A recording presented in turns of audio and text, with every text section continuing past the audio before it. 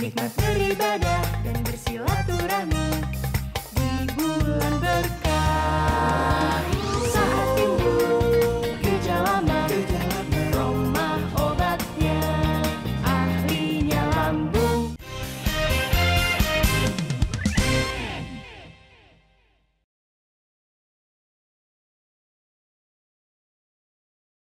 Lewat suap pintu harusnya imigrasi macam-macam, itu ada yang jemput gitu, digiring gitu, jadi giring. Semua tidak ada proses apa-apa. Jadi saya was-was ini ada apa di negaraku yang saya cintai ini gitu.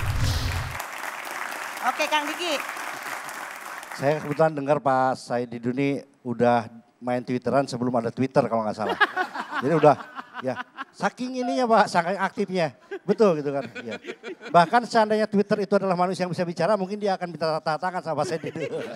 Tapi luar biasa Pak. Maksud saya sih kita sangat senang kok bahwa pemerintah memang harus dikritik untuk hal-hal yang salah. Tapi tentunya harus dengan data dan bukan dengan emosional. Saya sih lebih suka Bapak berbicara tentang TKA atau tenaga kerja asing itu lebih kepada perlindungan perputaran ekonomi di Indonesia. Supaya SDM kita terlindungi secara keilmuan. Contoh kecil, bisa di daerah Garut. Banyak yang bagus, tapi karena masyarakatnya malas, kalau misalnya ambil dari daerah yang lain, akhirnya orang lain yang kaya, orang Garutnya miskin. Mungkin lebih ke arah situ lebih suka saya. Kritik ke arah sana mungkin akan lebih relevan, sehingga pemerintah mungkin harus mengadakan BLK-nya lebih baik, apa segala macam mungkin Pak. Ada nggak Bapak kritik ke arah sana? Saya begini. Kenapa saya begini? Coba bayangkan, mereka datang dengan uangnya, berarti pakai bank dia, oke? Dengan mesin-mesin dia, berarti beli dari pabrik dia juga kan? Dengan tenaga kerja dia. Terus di sini direncanakan dibebaskan pajak selama 20 tahun. Terus tambang sudah habis, bebas pajak, keuntungannya masuk negara dia, gaji tenaga kerjaan masuk negara dia, terus mesinnya juga mesin dia. Terus kita dapat apa? Itu Pak Riki. Jadi ini harus jadi begini, jangan saya dipandang, saya punya solusi untuk pemerintah, tapi begini, jangan dibenci orang yang suka memberikan masukan atau diserang macam-macam. Saya paham betul, ini sebenarnya sederhana, paksakan dia umpamanya, itu jangan dari sana semua deh, supaya ada yang tinggal di Indonesia, nanti tambang kita sudah habis. Saya tidak paham Bung Didu ya, pertama Anda menyebut tidak ada regulasi. Oke, kan Anda menyebutkan tadi sebetulnya persoalannya nggak ada regulasi. Ada regulasi. Tadi Anda menyebut itu tidak ada regulasi. Ada regulasi tidak dilaksanakan. Oke, jadi ada regulasi tidak dilaksanakan. Betul. Yang kedua Anda menyebut ini invisible hand. Ya. Kan kira-kira begitu. Ya. Nah yang ketiga persoalan Anda sebenarnya di mana? Persoalan Anda tidak ada regulasi, ada invisible hand, atau TKA ilegal, atau tenaga kerja legal tapi terlalu banyak. Persoalan Anda di mana? Tidak ada persoalan saya. Persoalan negeri ini. Bukan saya. Iya. Bukan Anda menyatakan persoalan Anda. Aku sudah selesai. Iya, persoalan negeri ini yang jelaskan. menurut pandangan Anda tentu saja. Bukan, tapi Anda ini bertanyanya persoalan Anda apa? Saya nggak punya persoalan. Persoalan Anda yang Anda bayangkan menjadi itu, persoalan negeri gitu. ini. Nah, sekarang masa redaksi begitu saya susah dipahami? Enggak, saya jelaskan sekarang. Begini. Aturan ada. Tenaga kerja ilegal, tenaga kerja kasar adalah tidak boleh sama sekali. Clear? Oke, itu aturan. Fakta menyatakan itu banyak sekali. Oke, berarti melanggar aturan kan? Oke. Tolong dengarkan Pak ya. Terus kenapa ini masif terjadinya?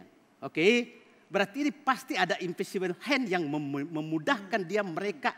Nih, saya tanya pernah data imigrasi. Kasihkan saya data berapa yang masuk dan berapa keluar per tahun atau per bulan. Itu juga nggak bisa kita dapat. Oke, nah. Yang ketiga itu kan lewat formal. Lewat yang tidak formal itu lewat kapal barang yang diangkut dari mereka. Di pelabuhan mereka khusus tidak boleh dimasuki siapapun. Di mana itu? Ya di Marwali, di mana? Ya, ada itu ada, ya? Ada. Tidak ada. Sorry, temuan ini pernah Anda laporkan ke pihak keamanan enggak? Itu sudah laporkan secara resmi, makanya saya bikin pada ini. Nah problemnya begini, kalau kita ngomong ke begini kan langsung menyatakan, saya ini laporin dong. Alah Kak, ini aku nggak punya biaya untuk laporkan itu. Kau carilah itu, fakta-fakta itu. Jadi saya pernah di birokrat lama. Jadi kalau informasi itu kita harus turun, bukan menyuruh orang yang memberikan informasi. Karena Anda pernah di birokrasi itu. Beda dengan saya. Iya. Kalau saya jelas tidak punya uang yang cukup. Iya sama. Bukan mantan sekretaris SDM, macam-macam. Jadi kalau dibebankan biaya itu ke saya keberatan. Ya saya juga nggak mau. Tapi Anda punya ini semua. Betul. Loh, jadi harusnya Pak Said yang melapor beban sendiri. itu sangat layak. Nggak bisa dong Anda. saya mau buang waktu berpikir aja sudah saya mengorbankan ini saya dong. Masa saya disuruh biaya lagi? Negara, bagaimana? Bukan, Anda ini Oke, enggak. saya kasih ke Bang Ruhut, silakan. Sebelumnya hebat tenaga kerja asing nih ya. Gara-gara tenaga kerja asing kita bisa berkelahi begini ya. Hebat tenaga kerja Jadi asing. Ini. apakah Pak Said Didu tidak merasa sekarang pepatah nasi sudah menjadi bubur? Sebelum nasi itu menjadi bubur, Bapak di masa itu berkuasa. Kan Bapak tadi katakan tegas. Ya. Sekarang saya nggak punya kuasa lagi, saya sudah di luar. Bukan. Saya Kan katakan itu. begini, Pak Ruhut. Saya katakan saya sedang proses. Iya. Saya kan udah cerita tadi, sedang proses karena saya lihat, saya ulangi lagi Pak ya.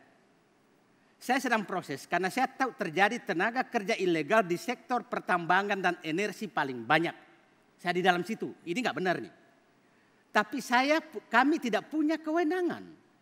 Nah, Kementerian Tenaga Kerja punya kewenangan tapi nggak punya tangan. Jadi saya mau sambungkan tangan itu supaya yang punya kewenangan bergabung dengan yang bisa masuk dengan yang punya kewenangan bersatu. Tapi pada saat itu mau selesai, saya 6 jam sebelum Pak Dirman dipanggil Presiden, saya mengundurkan diri. Karena saya sering menyatakan saya dipecat. Enggak, saya mengundurkan diri karena pasti saya tidak cocok lagi kalau bukan Pak.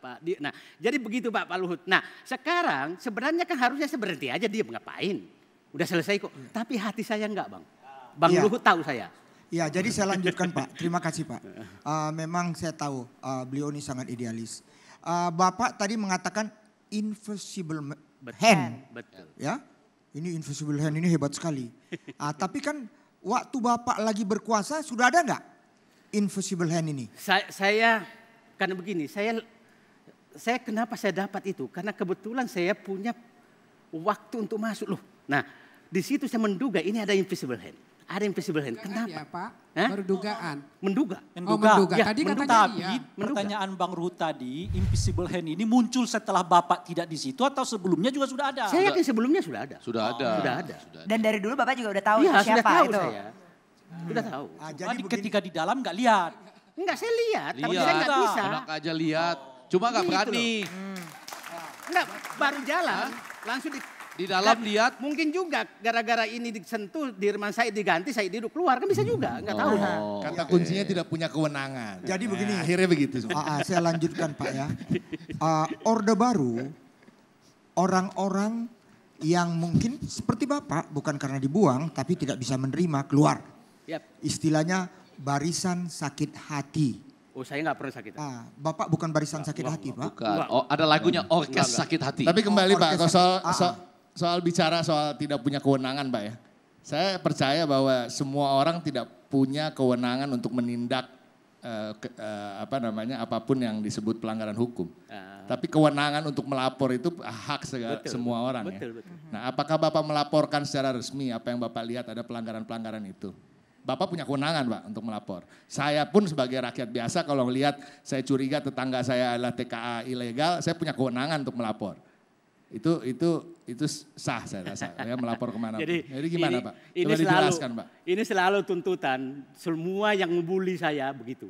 Ini pertanyaan Pak, Enggak, bukan bully Pak. yang bully saya terus, ya Bapak laporkan dong. Saya bilang, udahlah kita sama-sama melaporkan. Jadi sangat bahaya kalau Saya pemikiran nggak seperti melihat ini. kok saya suruh lapor. Bukan, pemikiran seperti ini ada orang melihat gejala, tahu ditugaskan melapor. Dan kalau dilapor maka ini pribadinya bahwa kamu cuma bully saja, ini saja, bullshit saja. Ini bahaya. Bapak di era sebelum Pak Jokowi. Oke. Ya, Oke. saya juga bangga karena Bapak sekretarisnya BUMN. Di mana ini yang kita bicarakan ini waktu Bapak sekretaris. Termasuk Marawali dan lain sebagainya. Belum keluar Perpres 2018. Ini udah datang Pak. Enggak, saya tidak itulah orang membahas terus kaitan dengan PP 20. Enggak ada kaitannya. Jadi begini, saya kan katakan PP 20 itu belum tentu salah. Yang salah adalah waktunya yang salah keluar. Orang lagi kritisi tentang TKA muncul. Jadi jangan dikaitkan, saya enggak ada kaitan. Ya tapi Pak bukan Nggak itu. kaitan. tidak ada kata-kata terlambat karena Pepres itu baik sekali Iya, Pak. tapi nggak usah kaitkan dengan kritik saya, nggak ada kaitan. Saya Iya, nggak pernah kritik Pepres 20 kok. Iya. Nggak pernah kritik Pepres 20. Karena Oke. Pak, kan waktu Bapak naik pesawat terbang, lihat 80% di kiri kanan, itu udah di eranya Pak Jokowi loh. Jangan Pak Luhut. Ya maaf Pak. Ini ya. saya nggak saya orang tidak pernah membiasakan membagi pemerintahan ini masalah ini. Saya nggak suka. Karena masalah negara ini adalah masalah berlanjut. Jadi jangan menyatakan ini pembikin masalah. Bukan. Ini masalah berlanjut. Nah, kalau Bapak pakai metodologi ini terus maka bangsa pecah terus. Itu saya ingatkan Bapak. Jadi saya tidak pernah tuh menyatakan ini hanya gara-gara sejak Jokowi. Enggak juga. Sebelum juga ada. Cuma harus selesaikan sekarang. Gitu. Jadi Bapak bilang berlanjut. Iya. Ya peristiwa ini berlanjut. Betul. Berlanjut Dan dari harus waktu di-stop. peristiwa Bapak berkuasa. Loh, ini Ah, harus ya, selesaikan. coba, Pak, tolong Iya, terangkan. makanya pada saat berkuasa saya lah. Kan Ya. di Kementerian BUMN tidak ada kaitan dengan tenaga kerja ilegal. Pada saat di SDM saya lihat lagi ini ada kekuasaan ya saya masuk lah. Oke. Gitu loh Bang. Oke, baik. Bang Kalau Ruhut, tenaga kerja ilegal dari zaman dulu dan bukan aja di Iya, tapi Indonesia. nggak ada kaitannya Di dengan Malaysia BUMN. ada. Nggak ada. Ya kalau ilegal. Inilah keluarnya Pepres itu biar tidak ada lagi Pak. Sekarang Ya udahlah, saya, itu saya akhiri urusan Bapak begini sekarang. Mbak. Iya, iya. Mbak, saya senang. Ini sahabat saya, dia sangat idealis. Tapi apapun. Tapi saya nggak suka Bang mengait-ngaitkan terus ya. Lihatlah Said Didu, jangan lihat jabatan Said Didu karena saya tidak pernah berubah dimanapun saya berada. Ya itu Tapi itu kalau sesuatu berbicara yang nih, nggak bisa terhindarkan, Bung Coba Said. tunggu Bang Rey, tahan dulu Bang Rey. Ini tadi menarik statement dari Pak Said Didu, melihat Said Didu secara Said Didu bukan jabatannya begitu. Tapi ada tweetnya juga nih Pak Said Didu terkait dengan mengkritik pemerintahan. Sebelumnya Pak Romi dulu, Romahur Muzi P3 yang menyatakan dan diantara sebab orang-orang yang nyinyir terhadap pemerintahan adalah satu tidak kebagian kuasa, dua pernah menikmati kuasa namun tidak lagi, dan tiga orang yang kepengen berkuasa tapi belum kesampaian keinginannya. Jadi ini soal siapa makan kue saja. The end. Ini kata Mas Romi nih, Bu Lena. Nah Pak Said Didu kemudian menanggapi, inikah yang Bapak gunakan selama ini untuk mengejar kekuasaan? Sekedar mau dapat kue, bukan lagi memikirkan rakyat, bangsa, dan negara ke depan. Berarti ini menjawab tadi statementnya Pak Said Didu. Memang ini orang-orang berarti kalau berpikirnya dari pemimpin yang sebelumnya, ini masalah yang sebelumnya, ini masalah negara nggak akan pernah beres, begitu? Ya. Tapi berarti sebenarnya Pak Said di sini mengkritik pemerintahan saat ini atau bukan? Bukan, enggak begini. Itu sangat bahaya seorang, mohon maaf Ketua, membuka. Kalau rakyat biasa ngomong seperti itu, bagi saya enggak. Ini menyatakan seakan-akan persaingan di atas ini sekedar pembagi kue. Itu bahaya sekali. Bahaya sekali pernyataan itu. Mohon maaf, saya mungkin saya ini, tapi saya enggak memikirkan negara ini. Coba kalau anak-anak muda ini mendengar seperti itu, bahwa ternyata di atasnya cuma bagi-bagi kue.